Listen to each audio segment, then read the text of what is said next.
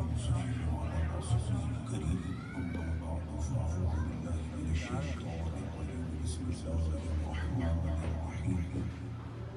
كل نفس ذائقة الموت صدق الله مولانا العظيم إن الله وملائكته يصلون على النبي يا أيها الذين آمنوا صلوا عليه وسلموا تسليما اللهم صل على سيدنا ونبينا ومولانا محمد المعدن الجود والكرم وعلى آله وصحبه وسلم صلاة وسلاما عليك يا سيدي وصلى الله على آلك وأصحابك أجمعين سرور کہوں کہ مالک و مولا کہوں تجھے باغ خلیل کا پل زیبا کہوں تجھے تیرے تو وصفائے بے اتناہی سے ہیں بری حیران میرے شاہ کیا کیا کہوں تجھے تمام تعریف اللہ وعلا شریف کے لیے اور کروڑا کروڑ درود و سلام و رحمتوں کے سب دست حضور پر نور شافی اور مشہور سرور کونین سید المرسلین خاتم النبیین رحمت للعالمین فخر عالم مجسم صلی اللہ علیہ وسلم کی بارگاہ میں پیش کرنے کے بعد محترم المقام جناب سید سعید ہاشمی صاحب اللہ برکات العالیہ واللہ کی قصد احترام لائق عزت تکریم جو علم میں آئے تمام خواتین و حضرات ڈاکٹر عرفان صدیقی مرحوم کا آج علم ہے اور وہ صدیقی ہے اور میں بھی صدیقی ہوں اور صدیقی جو خاندان ہے اس کا حسب و نسب سیدنا ابو بکر صدیق رضی اللہ تعالی عنہ سے کوئی بھی شخص مرتا نہیں ہے بلکہ ایک جہاں سے نکل کے دوسرے جہاں میں چلا جاتا ہے اس جہاں کا نام دار فانی ہے اور جہاں پر وہ چلے گئے وہ دار بقا ہے اصل میں جو زندگی ہے وہ وہیں سے شروع ہوتی ہے یہ تو 50-60 سال یا جو بھی عمر ملتی ہے یہ تو امتحان کے دن ہوتے ہیں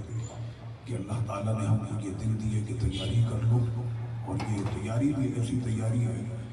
کہ جس میں سے پہلے سے کوسچن پیپر آؤٹ کر دیا گیا ایسا ہوتا ہے نا کہ پیپر آؤٹ ہو جائے تو وہ پیپر کینسل کر دیا جاتا ہے لیکن رب کریم بھی ایسا کرم کرنے والا ہمارا مالک ہے فرماتا ہے کہ اے میرے بندے تو جس وقت بھی لوٹ آئے گا تیرا رب تجھے معاف کرنے والا ہوگا بس شرط یہ ہے کہ مرنے سے پہلے اپنے رب کی طرف لوٹ جا تو جب بھی لوٹ کر آ جائے گا تیرا رب کریم ہے تیرا رب کریم ہے یا جو انسان ما غرک بربک الکریم واپس پلٹ آ تیرا رب کریم ہے اور وہ سوالات پہلے سے اس کو دے دیے گئے کہ تم سے پوچھا جائے گا تمہارا رب کون ہے تمہارا دین کیا ہے اور پیارے مصطفیٰ کریم آقا صلی اللہ علیہ وسلم کے لیے کیا کہتے تھے زندگی کیسے تم نے گزاری کیا کمایا کہاں خرچ کیا یہی سوالات کے سارے سوالات پہلے سے اس کو بتا دیے گئے کہ اس کی تیاری کرنی ہے اور اسی کا جواب جو ہے وہ قبر میں دینا تو وہ قبر میں جانے کے بعد ایسا نہیں کہ وہ سنتا نہیں دیکھتا نہیں سنتا نہیں یہ جو حواس خمسہ ہیں نا بندے کے یہ مرنے کے بعد ختم نہیں ہوتے اور بڑھ جاتے یہ حدیث پاک ہم نے 12 سنی کہ جس وقت میں قبر میں دفن کر کے بندے کو واپس جا رہے ہوتے تو اس کے قدموں کی آہٹ بھی وہ سنتا جو جا رہے ہوتے ہیں ان کے قدموں کی آہٹ بھی وہ سنتا اسے وہ سنتا ہی نہیں بلکہ اس کے دیکھنے کی اس کے سونگنے کی اس کی یہ ساری صلاحیتیں اتنی بڑھ جاتی ہیں کہ جیسا کہ یہ تو آگے سے کسی باتیں بھی ہے نا اب ہم لوگ سننے والے تو ہیں لیکن یہ شجر یہ اجر کی گھاس کی پتے یہ جب ذکر کرتے ہیں ہمیں آواز نہیں آتی یہ دنیا کی ہر شے اللہ کا ذکر کرتی تو جس وقت میں یہ پتے وغیرہ یہ ذکر کرتے ہیں ہمیں آواز نہیں آتی لیکن قبر کے اوپر اگر کسی کے سبزہ لگا اور سبزہ لگانے سے فائدہ یہ ہوتا ہے کہ آقا علیہ الصلوۃ والتسلیم نے فرمایا کہ یہ جب تک ذکر کرتے ہیں تو ان کے ذکر کی برکت سے قبر والے کو راحت ملتی ہے اچھا قبر پہ اگر پتا اور یہ گھاس اللہ کا ذکر کرے تو راحت ملتی ہے اگر مرنے والے کا بیٹا یاسین شریف پڑھے تو کیا راحت نہیں ملے گی اور خود وہ پڑھنے والا جو قبر میں پہنچا کر وہ ساری زندگی سورہ ملک پڑھتا رہا ہے تو وہ تو قبر میں بھی سورہ ملک کی تلاوت کرتا ہے یہ تو بالکل واضح طور پر آ گیا تو جس وقت بھی اس کی قبر پر یہ سبزہ لگانا تو علماء کیا فرماتے ہیں کہ یہ سبزہ جب ذکر کرتا ہے تو منو مٹی کے نیچے لیٹا وہ جس کو ہم مردہ کہتے ہیں وہ اس گھاس کے ذکر کو بھی سنتا قبر میں اس کی حواس اتنے بڑھا دیے جاتے ہیں، ختم نہیں بڑھا دیے جاتے کہ وہ اس گھاس کا بھی ذکر سنتا ہے، پتیوں کا بھی ذکر سنتا، اور اس کے سننے کی صلاحیت اتنی بڑھ جاتی ہے کہ ایسا دادا مر گیا کہ جس کی زندگی میں پوتا پیدا بھی نہیں ہوا تھا، دادا کے مرنے کے بعد وہ پیدا ہوا، اور جب وہ دادا کی قبر پر آیا تو دادا اپنے پوتے کی رگوں میں دوڑتے خون کی خوشبو سے پہچان لیتے ہیں کہ سامنے کھڑا میرا پوتا ہے، کہ اس کے سننے کی حص اتنی بڑھ جاتی۔ تو آج یقیناً ڈاکٹر عرفان صدیقی صاحب وہ آپ کو دیکھ بھی رہے ہیں، سن بھی رہے ہیں، خوش بھی ہو رہے ہیں کہ میرے جانے کے بعد آج بھی قرآن کی تلاوت ہو رہی ہے، سرکار کی نعت ہو رہی ہے، ذکر اور بیان ہو رہا۔ تو یہ وہ چیزیں ہیں کہ جس کا کنیکشن جو ہے ایصال ثواب کا یہ اس کے مرنے کے بعد بھی جو ہے وہ جاری رہتا۔ رب کریم تو ایسا کرم کرنے والا، آقا علیہ الصلوۃ والتسلیم نے فرمایا کہ مومن کی یہ شان ہوتی ہے۔ سب سے بڑا شرف اور اعزاز ہمارے لیے تو یہی ہے نا کہ اللہ نے ہم کو مومن پیدا کیا، مسلمان پیدا کیا، پھر مسلمان گھرانے میں پیدا کیا۔ سب سے بڑے اعزاز کی بات یہ ہے کہ اپنے محبوب کا امتی بنایا۔ سرکار کا امتی ہونا یہ سب سے بڑا شرف اور اعزاز ہے کہ انبیاء نے تمنا کی کہ ہمیں بھی امت مصطفیٰ میں جگہ ملی، تو وہ امت مصطفیٰ میں ہم کو رکھا، اور امت مصطفیٰ کے ساتھ ساتھ اپنے حبیب کا عشق عطا کیا کہ آج اتنے بڑے بڑے ثناخواں یہاں پر موجود ہیں اس محفل میں کہ جن کی پوری زندگی آقا علیہ الصلوۃ والتسلیم کی نعتیں پڑھتے ہوئے گزر گئی۔ یہ کتنا بڑا شرف اور اعزاز ہے اس مرحوم کے لیے کہ جن کی محفل میں ایسے ایسے لوگ یہاں پر موجود ہیں۔ تو یہ کہ رب کریم یہ سب کچھ عطا کرنے کے باوجود رب نے کیا فرمایا؟ لا تقنطوا من رحمت اللہ، میری رحمت سے کبھی نا امید ہونا ہی نہیں۔ بعض اوقات ہوتا ہے نا کہ انسان یہاں گیا، اس در پہ گیا، اس در پہ گیا، پھر کیا ہو جاتا ہے؟ نا امید، اور نا امیدی انسان کو کہاں لے جاتی ہے؟ خودکشی کی طرف۔ تو پھر وہ اپنے آپ کو مار لیتا، اور وہ مارنے کے بعد بھی اس کو کوئی سکون نہیں مل جاتا۔ جس حالت میں اس نے اپنے آپ کو مارا ہے نا، قبر میں قیامت تک اسی حالت میں اپنے آپ کو مارتا رہے گا، یہ میرے آقا نے فرمایا۔ تو انسان اور بالخصوص جو مومن ہے اس کو تو نا امید ہونا ہی نہیں چاہیے۔ رب کریم نے فرمایا تو نا امید کس سے ہوتا ہے؟ بس ہمارے در پہ آ جا، ان اللہ یغفر الذنوب جميعا، جب ہم بخشنے پر آتے ہیں تو سارے گناہ معاف کر دیتے ہیں۔ اب بندے کو توبہ کی توفیق ملے 60 سال کی عمر میں، 70 سال کی عمر میں، ایسے بھی لوگ کہ جن کو 60 سال کی عمر میں کلمہ نصیب ہو جائے، ایمان نصیب ہو جائے، توبہ نصیب ہو جائے، تو وہ شخص تو پھر یہ کہے گا نا کہ میری زندگی کے اب دن ہی کتنے بچے ہیں، اس لیے موت کا تو کوئی وقت نہیں۔ موت ایک ایسا جام ہے جو ہر ایک نے پینا،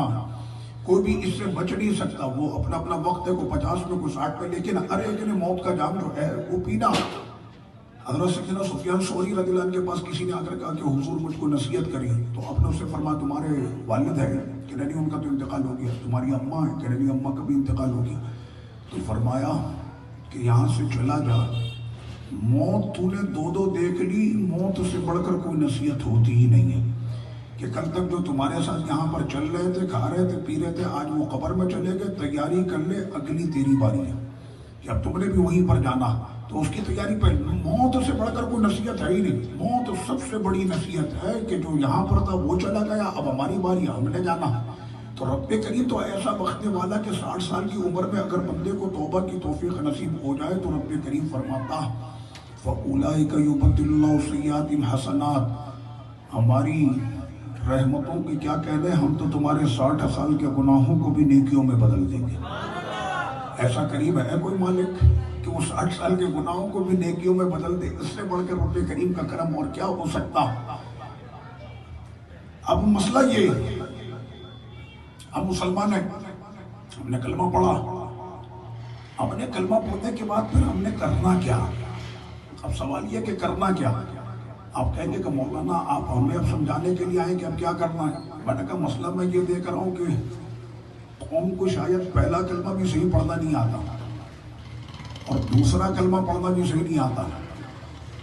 تو کبھی ہوتا ہے نا نکاح پڑھانے کا موقع ملتا تو دولہے سے پہلا دوسرا کلمہ سنا جاتا ہے، تو وہ جب پہلا اور دوسرا کلمہ سناتا ہے نا تو اس کے اندر ہمیں پتہ چل جاتا ہے کہ اس کی قابلیت کتنی ہے اور دین سے اس کی محبت کتنی ہے۔ معذرت کے ساتھ اگر اردو کا لہجہ صحیح نہ ہو تو پرابلم نہیں ہے، لیکن عربی کا لہجہ صحیح ہونا چاہیے، اس لیے کہ عربی کا لہجہ اگر ٹھیک نہیں ہوا تو پھر تو بہت بڑی پرابلم ہو جائے گی۔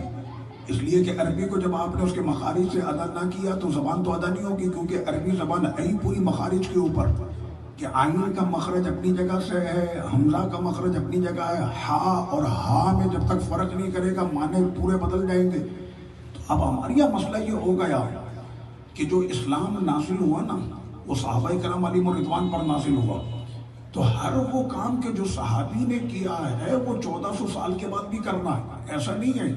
کہ زمانہ ٹیکنالوجی پر چلا گیا، دنیا چاند پر چلی گئی، تو جس طرح سے ترقی ہوتی ہوتی چلی گئی تو زمانہ بدلتا چلا گیا۔ یہ دین کہ جو 1400 سال پہلے نازل ہوا تھا وہ دین آج بھی ویسے ہی رہے گا،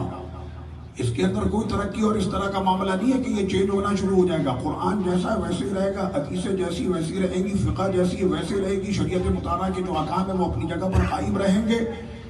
اگر بندہ بدل جائے تو وہ ایک الگ مسئلہ ہے۔ رب نے فرمایا نجات تو تجھے تب ملے گی جب تیرا مشن بھی ابو بکر صدیق کی طرح ہوگا۔ بالکل واضح طور پر رب کریم نے قرآن مجید کے آغاز سے لے کر اختتام تک بار بار یہ ذکر کر دیا کہ تم چاہتے ہو کہ ایمان والے پکے بن جاؤ۔ اے میرے مالک ہم تو چاہتے ہیں کہ ہم پکے ایمان والے بن جائیں، تو پکا ایمان والا کیسا ہوتا؟ میرے مالک کوئی صورت ہے تو بتا دے۔ تو رب نے فرمایا تم کو ایمان کی صورت دیکھی نہیں ہے نا، ویسے ایمان دل کی کیفیت کا نام ہے لیکن ہم نے ایمان کی صورتیں بھی رکھی۔ میرے مالک ایمان کی صورت کیسی ہے؟ فرمایا ابو بکر صدیق کو دیکھ لو یہ ایمان ہے، عمر کو دیکھ لو یہ ایمان ہے، عثمان کو دیکھ لو یہ ایمان ہے، علی کو دیکھ لو یہ ایمان ہے۔ ان کی طرح تم کو اپنا ایمان بنانا پڑے گا تب تو ایمان ہے، ورنہ ایمان ہے ہی نہیں۔ پھر جب ایمان کی بات کی گئی اب مسئلہ وہیں پر آ گیا کہ جب ابتدا اسلام میں اسلام نازل ہوا تو جس طرح سے اسلام نازل ہوا ہے ہم نے اسی طرح کا مسلمان رہنا ہے۔ یہ نہیں ہے کہ 1400 سال میں یہ 2020 کا مسلمان ایسا ہوگا، 19 کا ایسا ہوگا، 18 کا ایسا ہوگا، اور 1900 کا مسلمان ایسا، 1800 کا مسلمان ایسا، 1700 کا مسلمان ایسا نہیں۔ وہ جو مسلمان اس زمانے کا اس ٹائم سے لے کر آج تک مسلمان کی صورت ایک ہی ہوگی، اور رب نے فرمایا وہ صورت ہوگی ابو بکر، عمر، عثمان و حیدر جیسی۔ اب آپ کو یہ دیکھنا ہے کہ ہم کو وہ صورت بنانے میں ہم کامیاب ہو گئے کہ نہیں ہو گئے۔ کیا ہماری محبت نبی سے ویسی ہے جیسے ابو بکر، عمر، عثمان و حیدر نے کی؟ کیا ہم کو قرآن مجید ویسے ہی پڑھنا آتا جیسے انہوں نے پڑھا؟ کیا شریعت مطہرہ پر ہم ویسے ہی عمل کرتے جیسے انہوں نے کیا؟ اس لیے کہ رب کریم نے تو ان کے توبوں کے، رکوع کے، سجدے کے، نمازوں کے، ان کے تمام کاموں کا ذکر تو قرآن مجید میں کر دیا کہ ان کے رکوع سجدوں کے کیا کہنے۔ تو آج کے دور میں ہم یہ کہہ کر اپنی جان چھڑا لیتے جناب وہ تو سب سے افضل لوگ تھے، وہ تو سب سے افضل لوگ تھے، لیکن حضور کا کوئی بھی امتی ہلکا نہیں ہے، حضور کا ہر امتی افضل ہے، اور اس کی فضیلت سب سے بڑی یہ ہے کہ وہ حضور کا امتی ہے۔ یہ سب سے بڑی اس کی فضیلت ہے کہ وہ سرکار کا امتی ہے۔ تو سرکار کے تو سارے امتی فضیلت والے، لیکن آپ کو یہ سوچنا پڑے گا، ہم کو یہ دیکھنا پڑے گا کہ اس طریقے پر ہم ہیں کہ نہیں۔ اگر ہیں تب تو ہم کہیں گے کہ واقعی میں ہم مومن ہیں، اور اگر نہیں تو پھر اپنا حال ہمیں سوچ لینا چاہیے